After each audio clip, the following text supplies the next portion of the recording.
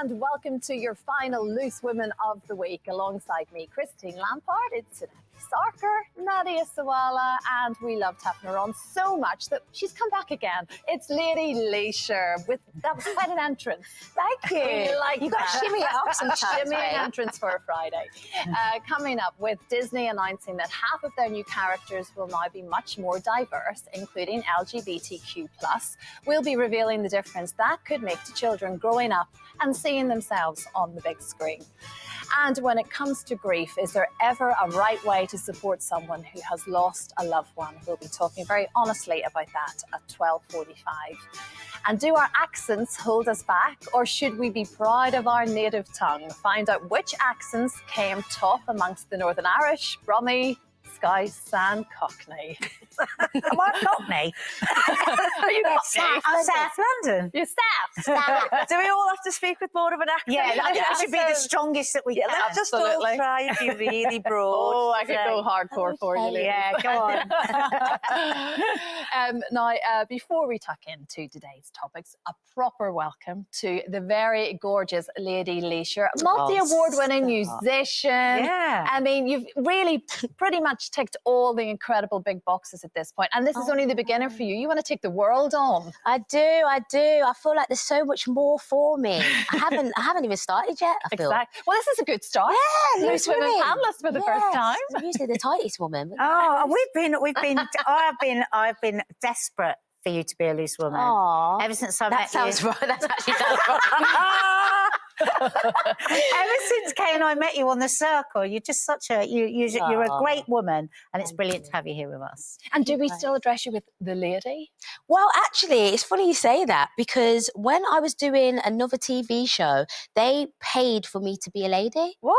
So it could- is official. You are Lady Leshurr. Before I even knew that you could be a lady, because when I was rapping when I was younger, I was called Lady Owl. But now I'm actually officially a lady. You can get it for $39.99. Just Google it. You just say how to become a lady, and you can. Anyone get a who bit of land knows as me well. wants to buy me a gift. $39.99. Buy me the title. This is That's it. amazing. It's amazing. So you can get it on all your bank cards and your passport. Really? You can really push You out just your have chest, to buy a babe. teeny bit of land, don't you? Yeah, it gets to like be a able- smidge, like a tiny. Fingernail. I can't even say how small it is, but it shows you like how much land you have, and you literally, you know how you have to sometimes zoom in on a phone. You have to zoom all the way. Keep on zooming. Yeah, this is it. But yeah, I feel good. Right, I own that's some it. property. We all need titles. I think Lady. so. I'm going to sort it by the end of the show. Please. Well, very welcome, Thank Lady you. Leshurr. Yeah. Right, shall we get started? Yes. With the cost of living causing stress for many families, money-saving experts such as Martin Lewis say we all need to learn the art of haggling in order to get the best deals on our bills. But just how comfortable are we all with doing this? Is this something that comes naturally to you, Sinead? I love it. Do you really? I really love a haggle. Anyone who knows me also knows this is possibly one of my negative traits as well as positive, because I just love I think it's the thrill of the chase. I was going to say, do you feel like a thrill of it, like a buzz? I think when I was really young, all our summer holidays were spent in India. So from a very young age, I've watched family members haggling in markets about, food and jewelry, and everything had like a negotiation room, and I like that. So then when never took the first prize, never, ever. No. Even now, would you do it just in a shop here? Well, I don't know if I could. If there was something wrong with it, if there was like a little scratch on something, I would always bring it up and say, have you noticed this? Or there's a button missing. And I'll always ask. And I think I've actually passed that on to my kids to sort of go, always ask. You never know. And I do love a haggle. I mean, I think it's something I'm more proud. I used to help friends buy cars. When they used to go to, I'd say, bring me with you. If you're going to buy a car, I'll get you free floor mats and an extra tank of petrol. And, I really enjoyed it. I want to be your friend. I know. Are you a haggler? I'm the same. I feel like I'm a hustler. Let's not say hag. I'm a hustler. So if I go to a shop, so I've been to India before. Yeah, I think it was Bangalore, and there was a bag I really wanted, and I was just like, could you do it for a little bit lower, just like £50 lower? It's like, no, it has to be this one. I was like, all right then. Okay, he was like, oh wait, one sec. So I felt a bit like in control. I felt like, nice technique. I'm the daddy. Do you know what I mean? I'm your daddy. Yeah, you conquered it. How about you? Are you good? I'm terrible. Oh, I will pay double what is on the thing because I'm like, oh no, what if I offend them? I'm like that. But is it an Irish thing? Would it in Ireland? Would you Maybe. haggle? I mean, I have friends certainly that would, and I think maybe the environment's different. Maybe if you're on holiday and you're in that sort of feeling, you know, everyone's doing it, I maybe wouldn't be quite as embarrassed. But I couldn't go into a store, say you go to a grocery store or a vegetable shop, and this is the sort of thing Martin Lewis is saying, you've got to haggle at everything. Oh, really? I couldn't do it. I feel really bad and had to have that awkward sort of exchange with the person, and it's like, oh no, just there it is. How much? Oh, Yeah, like terrible. I'm awful. I wish I was better. I wish I was better because I admire you for being able to do it. But if Sinatra did that for you, if Sinatra took you and got you extra hubcaps, yeah.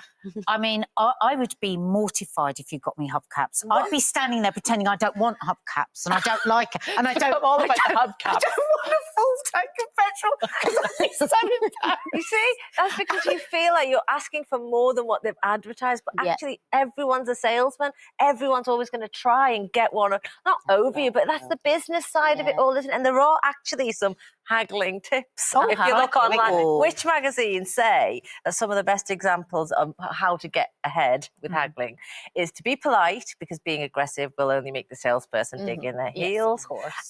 You know, if you're haggling face to face, show examples of better deals that you've seen, which is another great one. Oh, so that's clever. It's really weird because the guy 2 stalls down, he was doing a really great deal. I'll go back there. Yeah. Use silence to your advantage, like Lady Leshurr was talking about. Remain silent after stating what you're after. It can feel awkward and the other party may fill it in by offering a better deal. And lastly, don't be afraid to walk away, because you and the salesperson have the same goal to finalise a sale. It's like dating, isn't it? It's getting a fella. I think it might be. Is it a confidence thing then? Do you think it's more of a... Absolutely. For me, it is. I don't have the confidence, and it's almost like maybe it is something that can be taught. Maybe you can teach it to someone, because I think it's trying to overcome that confidence issue to have the actual push it. Yes, yeah. You and Sinatra were sending you on a date. Absolutely. That challenge. Yes. Oh my God. Okay, well, I want to move us on to a different, because I think we're going to have to haggle over this, right? Oh, right. Okay. So I'm really excited about this. Boots have made an announcement today that on their website and on their app, they are no longer going to call sanitary products feminine hygiene.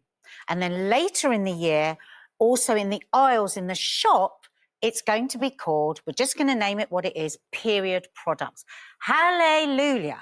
And people have been campaigning for this for a really long time, because, you know, to say feminine hygiene, if you think about it, it's something like a bit dirty about a period, a bit unpleasant about a period. Really? No, I completely disagree. I like the female hygiene is for a lot of things which cover periods and everything to do with what I don't want to actually tell everyone about all the time. If I'm with my son, say he's age 12, 13, and I'm bringing him down the period, I'm letting him know, which is maybe not something I would want him to necessarily always know, which time of the month I'm having my period. And also, I think there's a girl code about talking about periods. We all talk about it, and we know we've got a shorthand because we go through it. Inviting that aisle to say period aisle makes me feel a little bit outed. So shocked. Really? Do you not think that? If your son's in the period aisle, the period is like the very force of woman, the brilliance of us. Without periods, none of us... Your son wouldn't be here without your periods. I understand that. That's not the problem. The problem is labelling it to something that says, no, telling we the are truth of what having it a is. period today, which is why I'm down this aisle, and I might want to not share that information with everyone that's watching me. And I think there's still sort of stigma in me that makes me feel like I quite like knowing when but it's that's mine. it, because somewhere there is still shame for a lot of people. Apparently, I think it's something like 61% of girls feel ashamed about their periods. I mean, can you believe that? Crazy, because I know I was actually a late bloomer in school, and I actually just pretended that I had it from before. But I was like, I think I got it like in sixth form, so I was like late into my teens, and when I first had it, I was like, oh my gosh, it's happening. Like, I was going around happy as ever. But at the same time, I feel there is like a little bit of a stigma around it. And I think it might be because you've got a son. Because if it was a daughter, you wouldn't be as much, you know what I mean? So I think maybe it's just a little bit... We need to just embrace it, man. It's true. People wouldn't be here without your son from it, and therefore saying to him, "There's something shameful about it." Well, I think the word shameful I used to think of as more secretive, like my mum used to keep anything to do with the period in a separate drawer, away from where everybody else. It was, and similarly, when I was, when my son was younger, I kept my Tampax in a separate place so that he didn't. And when he did stumble upon it, I remember thinking, "What do I say? What do I say?" And it was that feeling. But of, do you this remember is the about old thing where you'd girls. get a school and you had your tampon or your Lilette or whatever, and you'd do this thing where you'd slip it up your sleeve, wouldn't you? And then hold your sleeve like that and walk with a really straight arm and pray that it didn't fall out. Why? It does need to be broken. I get that. And it's as important for our young boys at school to know what is going on in the female form. They have to understand that that's what mums and sisters and friends are going to be going through, their future partners, potentially. I mean, it has to be discussed. There's an advertisement, I don't know if any of you have seen it, and I spotted it the other night, and strangely, we were asking to see if we could show you a little bit of it today, and apparently it is a post-watershed commercial, which is because it is, just to explain what it is. I'm going to explode. No, contain yourself. But this advertisement, and it's sort of backed by a very well-known sanitary towel company. But it's very good, and I thought it was very, very powerful, and it's just about trying to do away with the shame of periods, and it shows these sort of young girls reacting to other girls in school that have given them a bit of a look because they've dropped a sanitary product, or they're at home with their dad and the dad's like, can you put those away please, and it draws really very focused attention on it. And the most stark reminder about this whole setup is this little girl in the bathroom, and she looks down, and it started for her. So there's blood. And there's actual blood. And is the blood red or is it blue? It's because red blood is so offensive if it comes but that's from a very woman. true. And actually, but I really paid attention to it because the first time I had ever seen that on the TV. But it's on at the moment, and I thought it was a very powerful commercial. But again, it can't be showed earlier in the day when probably a lot of young girls might actually need to watch That's it. literally insane, because I started my period about 9, almost 10 years old, so I was pre-watershed, and so I'm being saved from seeing the very thing that's happening to my body. Luckily, I had open parents, so I knew what was happening. But a lot of children, a lot of girls still feel really scared when they have their period because they don't know what's happening. So. 9? Sorry, 9, almost 10, Yeah. Oh my word! There you go. That was a feisty start for you, wasn't it, Lady Leshurr? This is very intense. It's good. It's what we like to do. There's a good old mixture on this show. And yes, another one coming up after the break. We are going to be talking about grief and how do you best support someone who has lost a loved one. Is there ever a right thing to say? I know it's something that you feel very strongly about as well, Lady Leshurr, after losing someone very close to you very recently. So we'll be back with that and a bit more advice on how to tackle that situation. See you shortly.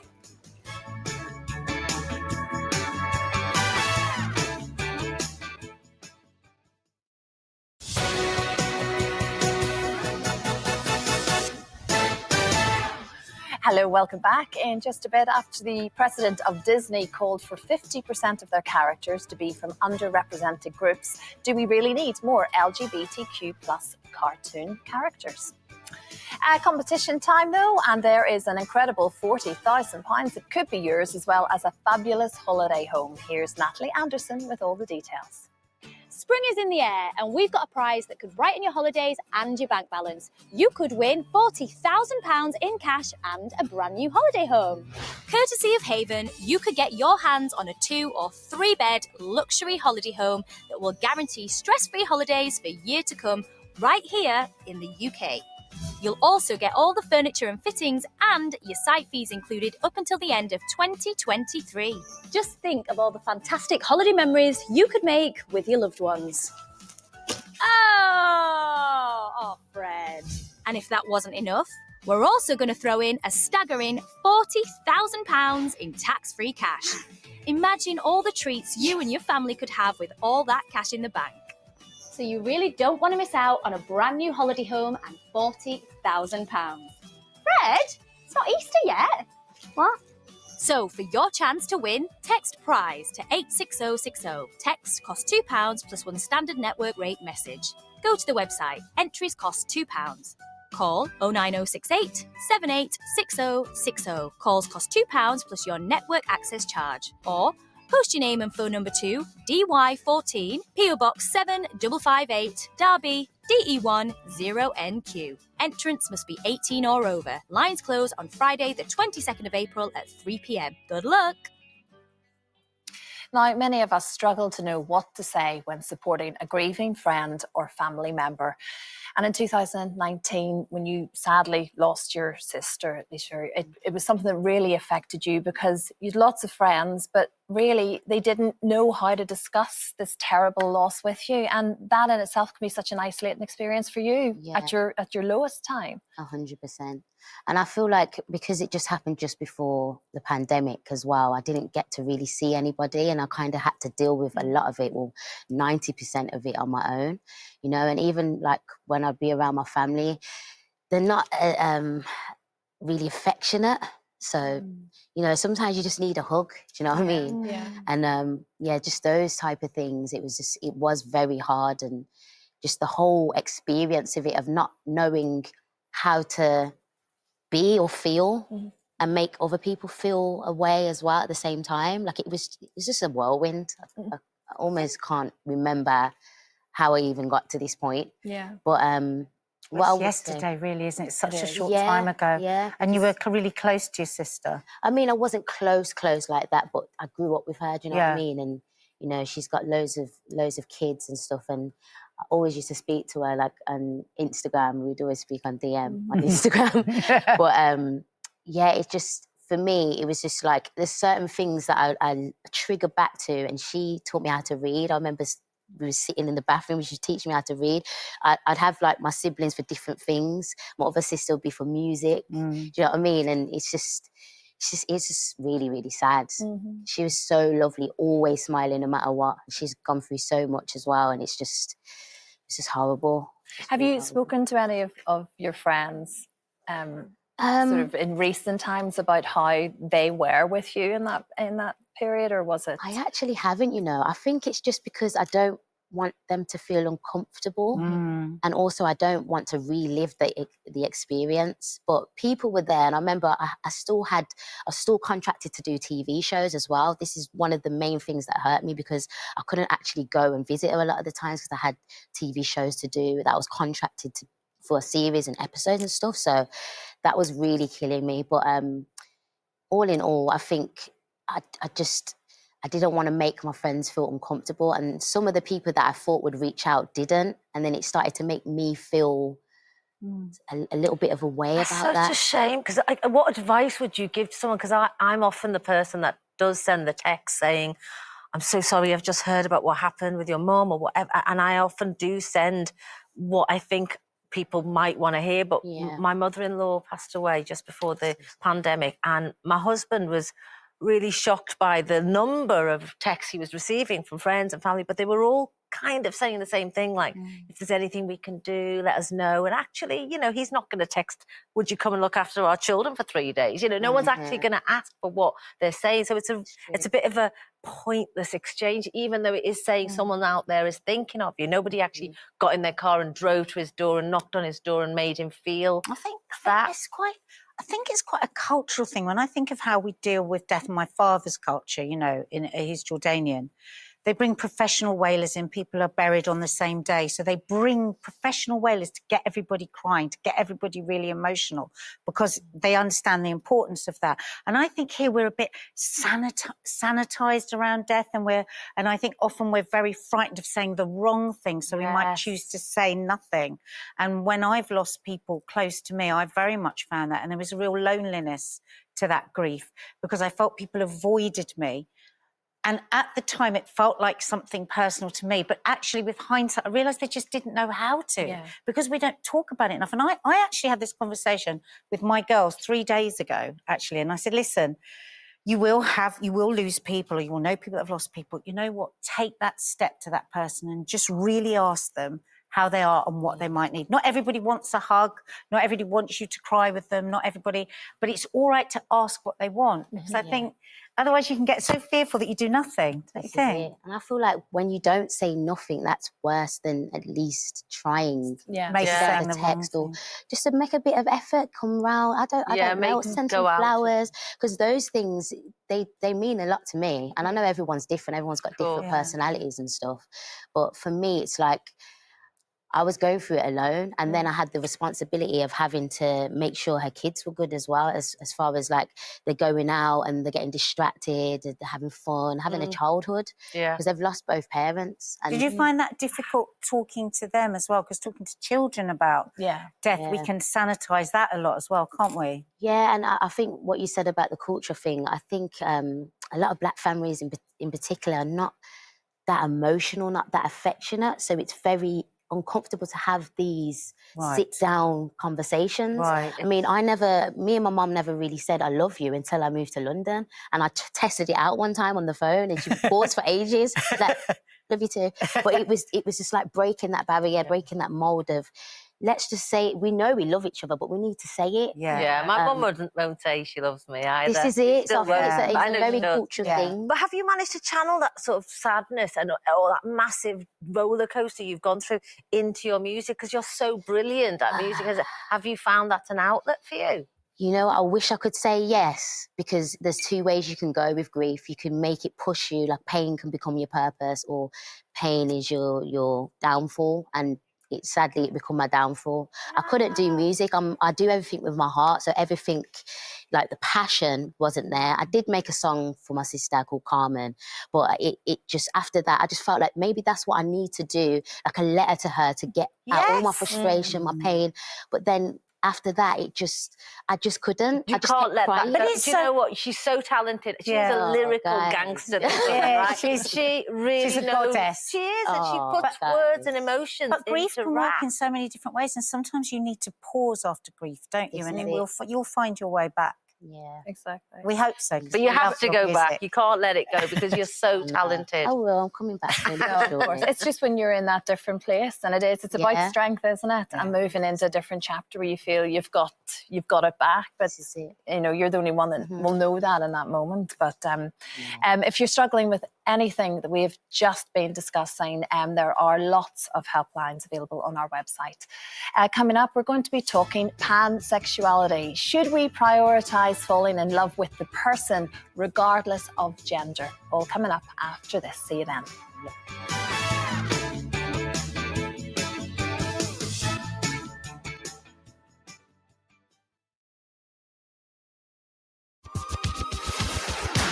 I'm here in Hollywood, home to the rich and famous, the weird and the wonderful, a place where anything goes. I'm going to interview my own husband here in Los Angeles. Hello, darling. Hi, darling. Welcome to La La Land with me, Denise Welsh, only on Loose Women.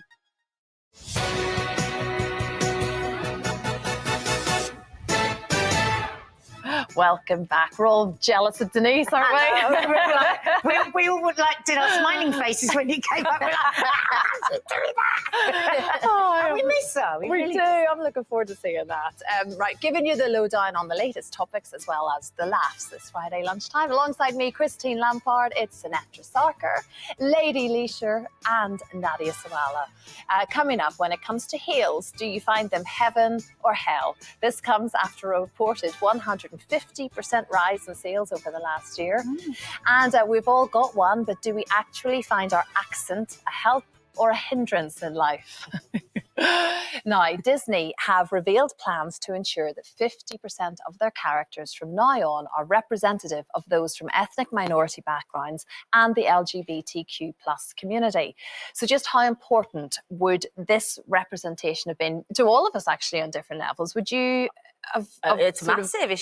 It's about time. It's great that they're addressing it at last, but you know, Disney are the flag bearers of all cartoons, and kids grow up. We all know our children have grown up watching Disney films, and if they haven't thought about this before now, you know, that's the problem, really. Like, why are we now discussing why there isn't any? I grew up with no Asian Disney characters, obviously, but then I think when Pocahontas turned up, everyone was like, oh, look, there's somebody with brown skin. I mean, look, it's not quite as brown as you think. And then she's American Indian. She's not even Indian. And I was like trying to hold on to that as sort of something to believe in and to reflect. I think I ended up looking for hairstyles that looked like mine rather than anything else, because I'd never find anything with skin tone. With LGBTQ+, I think, again, children are growing up in same-sex families. There's a lot of different blended families. And they're not seeing The Incredibles with you know, cousins and nieces and other sexualities around them. So I think actually if we normalise it, like we have with soap operas and like we have with TV shows, we've normalised a lot of the minorities, especially the ones that we live with. So yeah, definitely we should be doing this on Disney. Would you say they are the flag bearer? I mean, things like Bambi years ago absolutely destroyed me. I was broken after watching some of those cartoons. Very powerful. Exactly. Like animation does matter, and it sort of goes into their little heads. And my little girl's absolutely obsessed with Moana at the minute. Oh. And the grandmother passes away in it. Spoiler alert for anyone that hasn't watched it. What have you done? Sorry about that. But my little girl gets so upset about it because she loves her granny so And did she much, get upset and every time? Every single time. And that will stick with her forever, probably. Yeah. I couldn't watch Finding Nemo because the mother dies, and I was like, I'm not sitting watching this. Exactly. But then again, I blame Disney for the evil stepmother. And then, you know, you become a stepmom, and it's sort of, you've naturally got, there she is. It's Christy. It's me without makeup. But it has an overriding bearing on the language that we use in conversations, because that sort of, it just kind of filters into our psyche without even realising it. Yeah. Yeah, Wicked. I feel like it's a bit crazy that certain things can then make you feel like that in the real world, because it's only cartoons. But then, you know, the stepmom thing is like, oh, she's the evil stepmom. Like, do you know what I mean? And it's not stigma, but it's like I think it's just a bit weird, isn't it? Well, you shy away from using that phrase because we all think of wicked stepmother, and so therefore, when you become a stepmother yourself, you think, I don't want to have that silly thing that we've all got in our heads before we say it, because nobody's ever portrayed a really wonderful stepmother on any Disney. Well, not that I've watched all Disney, but it's not very. They haven't balanced out that argument, have they? Really? Yeah, no, completely. And from an LGBTQ plus perspective, what do you make of it? Do you think it's very important for a young child to be able to watch something that they can absolutely identify with? You know what? I think we're living in a society right now where people are being more comfortable in their sexuality, and the younger generation, there's internet now, so people are accessing things that they probably shouldn't be seeing anyway, and they're getting, you know, they might be a bit curious and they're seeing things and they're identifying what they like for themselves. So I do think to an extent, yes, because when I was growing up, I didn't really, you know, I'm pansexual, and that's like I'm attracted to energies as opposed to gender. Do you know what I mean? And I think it's all about like loving people instead of loving a gender. When did you decide you were pansexual? At what age? It's not even that I decided. It kind of just chose me. I can't explain it, but I'd always have boyfriends and stuff. Sorry, Mom, because I know you don't know any of this. But I had boyfriends growing up, but I had one really bad experience with one, and then I really don't even know how it went the way it went, but my friends basically turned into my partners. And then I kind of preferred it, if that made sense. Like it was more like delicate and intense. I don't know. I just really like the emotional side, I guess. And they understood me a bit more. And was that word around then, the word pansexual? It wasn't. That's new to me. Yeah. I'm showing my age here, but I don't have many friends who've told me they are pansexual, but I like the theory I think we only ever of it. used to say bisexual. Yeah. There had to be a box that you could easily go into because we didn't have these other descriptions. But actually, what you're describing, because since then you've been in relationships with women, but you also have been in relationships with people that I really get a connection with. That is what we're moving towards, because like there was a friend of ours this morning, wasn't there, saying somebody on the production that was saying, I had girlfriends and then I had a boyfriend and then I was told that all I was gay. And so then that was what I became. Then I was just gay. And then who knows whether I would have been pansexual and just, you know, like you say, falling in love with people's energies. Well, this is it. And I only knew about that word, pansexual, because there's a singer called Kalani. She came out and said she's, you know, pansexual. And I was like, what's that? So, you know, Googled it. I was like, I identify with this. It makes so much sense. Everything started to make sense. What would that have meant to you if you'd seen that as a child on like... Do you think that would have made a difference? Because you must have had struggles along the way, not being able to identify what your feelings were and what your... To be honest, I just was so focused on my music, I didn't really care. But at the same time, I think it would have been easier for me to understand what I liked at a younger age.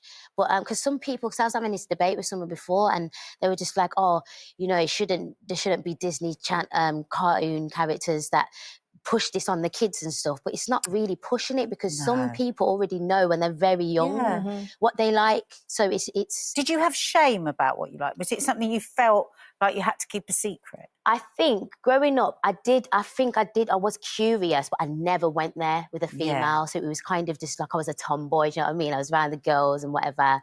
And, you know, I used to look up to my sister. She was a tomboy as well. So we both used to be chilling with girls. And then I remember one time my mum opened the door and we was just like, we weren't like we was doing anything wrong, but something felt like you had to, and it's hide it. It was just a bit weird now when I think about it. It's like we wasn't doing anything wrong, but I know that now I have something that I identify with as pansexual, because bisexual is like, it's just one or the other, isn't it? And it's not that for me. Like, I don't look at looks. I look here. Yeah. Like, what attracts me from here to here. Isn't that what love should be for everyone? Yeah, a good person, isn't it? really. Yeah. I'm amazed how often I'll say to friends of mine when they say, oh, but I love him. And I say, do you like him? And they go, oh, well, I love him. Yeah. And it's like, well, yeah, but do you like it? Would you like to be locked in a lift with your partner for 4 hours? Do you really like this person? Do you love to talk to this person? Do you like to spend time? And I think it's all too easy to say you love someone, because it can kind of like make up for all the other stuff. Yeah, yeah. But when it comes to the energy, actually, it's the heart, isn't it? Which is, very. It makes sense. It makes sense. And like you say, talking about boxes and titles, though, sometimes it's quite nice to hear something that makes sense. Yeah, doesn't it? You know, on the flip side of that, that's how I feel. That is how I feel. That's what I am, and there are other people that are exactly the same. So come on, Disney, let's have them all. Let's have everything. Go for it, Disney. Yeah. Still to come on today's show, we're talking accents and high heels. And I'm going to have some news on our noble titles, ladies. Yes, really. Yeah, it's all coming out. Yeah, we just might. Fingernail of somewhere. Stay to find out everything after this. She's a lady. Oh, oh, oh, she's a lady.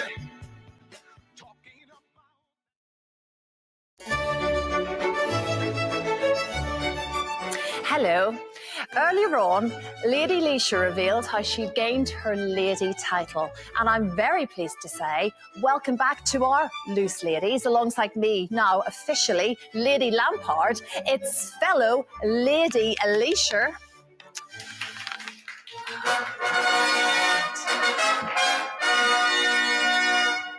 Where's your hat? Now it's Lord Sawala.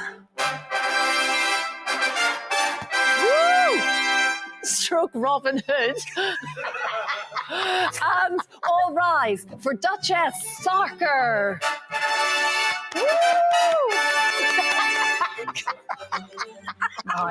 You all think it's a joke. This is official. We have all got titles. Have we got land? Yeah. Really? Land. It's all about the land. Do we own land? Apparently, yes. Anyway, whilst this lot adjusts to nobility, here's Natalie Anderson with The Competition. Welcome to Devon! We have an amazing prize for you, and it starts with owning your very own holiday home. Yes, you heard me right, a pad just like this one could all be yours. Just imagine having your own coastal retreat that you can head off to anytime you like. Courtesy of Haven, you could get your hands on a Swift Bordeaux exclusive holiday home that would guarantee stress-free holidays for years to come. You'll be spoilt for choice, as you can choose from one of 21 parks to put your brand new holiday home on. As well as your holiday home, we're going to boost your bank account with £40,000 in tax-free cash. Think of all the things that you could do with that money and the memories that you could make. The cash and the holiday home could all be yours, but you have to enter. Do it now. So, for your chance to win, text PRIZE to 86060. Text costs £2 plus one standard network rate message. Go to the website. Entries cost £2. Call 09068 786060. Calls cost £2 plus your network access charge. Or post your name and phone number to DY14 PO Box 7558 Derby DE1 0NQ. Entrance must be 18 or over. Lines close on Friday, the 22nd of April at 3 p.m. Good luck. Thank you very much, Natalie. Now, most of us are proud of where we come from. However, recent studies show that our accents still have an impact on our success in life. We've, of course, got a bit of a mix of accents on the panel. So we did a little bit of digging this morning, ladies, with Northern Irish accent being in the top 5 of the most attractive accents in the UK, alongside Scottish, Geordie, Welsh, and the Queen's English. So that's the top 5. English. Some bad news now, sadly. Brummie, Scouse, and Cockney are all in the bottom 5 as the least attractive. Along Essex, Leeds, Birmingham, Cockney, and Scouse. This was a dating app that did a bit of studying into what we all find So the attractive. number 1 least attractive is Scouse. Sorry. It was. No, there are 5 of the most unattractive. right. And in No particular order. Yeah. Right. So there you go. Essex, Leeds, Brummie, Cockney. I'm outraged because you know what? I know I don't think I've ever met anyone from Liverpool who's ashamed of being from Liverpool with a Scouse accent. that. Absolutely not. You know, honestly, I really don't. I love a Scouse accent. I do, though. I've always loved I do a as Scouse well. accent. Absolutely love it. I love trying to do it.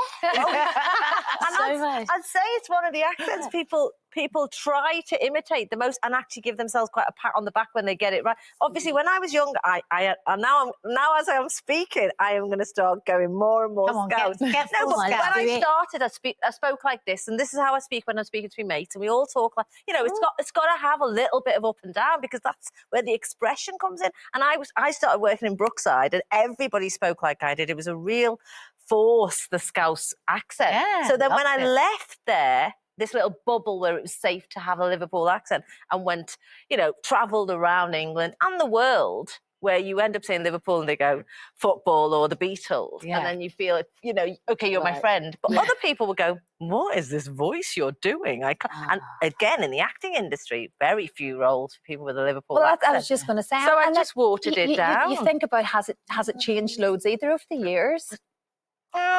I've had to mould my accent to fit into rooms that I've been sat in, because there's a real working class element to people with a Scouse. You know, you don't hear about very many super wealthy, you know, people with an accent, which is why I dream of the day there'll be a Scouse or a Brummie or a Cockney newsreader. Yeah. You know, my cousin's got a Scottish accent and she couldn't get a newsreading job for love nor money because they said, I don't know whether an Asian person with a Scottish accent works as reading the news. What, the brain couldn't work that out? Is that what they were saying? I mean, we can't have you brown with a Scottish accent.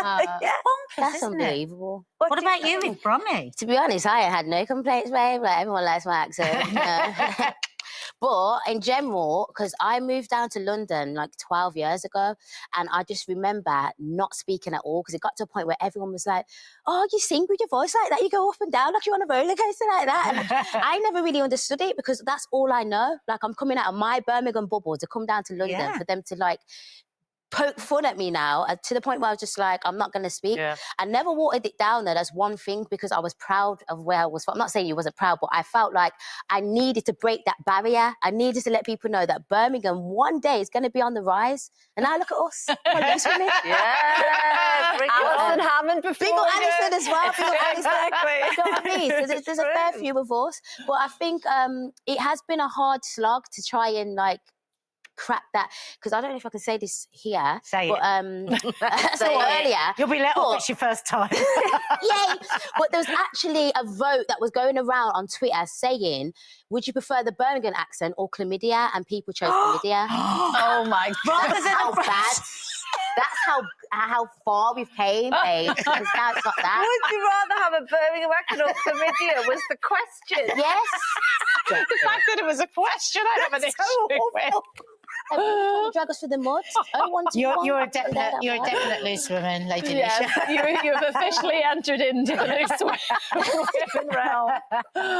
Oh, goodness me. Well, anyway, I can go very Northern Irish for you if you want. Please, yeah, do it. Well, if you go really, well, I say Northern Irish, Belfast, and Belfast's a bit more like that there. So you can, and we talk really, really fast. Yeah. And I definitely have had to slow things down. But anyway, I'll go Do you back. say power shower? Say power Power shower. Power shower. Power shower. 8, and I'm going to see a film film. You don't say a movie or a film, it's film. Film. Yes. Film. That's it. Yeah. Yeah. Anyway, now after months being stuck inside wearing nothing but our comfy clothes, it seems like we're all ready to get a bit dressed up and get back out there. High heels are back in fashion, and turns out we're buying more of them this year than we have in the last 10 years. So we've all got some on today, have we, or not? I have. So I always look, I've got my heels. Heels. You're a lady, that's I'm why. a lady, You're a that's hard. Nadia, you've got yours Well, on, have you? I have, but I am not a high heel person, as you know. You will never see me. It's only because I only have to get from here to here. But otherwise, I'm absolutely hopeless with them. I love trainers. I love flatties. I'm bare feet all the time at home. So, yeah, no, they're not for me. Vibes. For me on television, I've always had to, as a character, I've had to wear high heels all the time. So when I'm myself, I will always. Yeah, look Did you at have to wear them as a doctor? As a doctor, Zoe Hannah, that character, I mean, you can't really see how high they are, but she wore super high stilettos to do operations on people every day. And I remember thinking, my feet are they've never forgiven me for 10 years in heels every day at work. So when I'm being Sinatra, I'm in trainers for sure. So and you've got your flats on now. Well, my flats Did any doctors ever say to you, why were you wearing heels? Yeah, all doctors. Every doctor I've ever met was like, who Real life wears those doctors. outfits and the shoes? And there was one hospital where the female doctor said, we have a Dr. Hannah day where one of us will wear high heel shoes just to pretend we've got that glamour in our lives. Because they know how ludicrous it is. But yeah. Is that like a fetish then? But what is that? What, wearing high heels? As Yeah, a it's like, because I know men have that foot fetish thing, but why was that? Not all men. Not all, but a lot of. You want to see my DMs, Nadia? Like, ridiculous. Really? But, With yeah. high heels. So do you No, not just like literally, them? or sometimes I'll take a picture Well, of you're my let's feet see. Oh, done, yeah. and everyone's just like writing, oh my gosh, DM me pics of your feet. I'm just like, huh? It's weird. Well, I've got my little booties on today, guys. I love your those. boots. Oh And my there's gosh, definitely a look bit of massive on height here.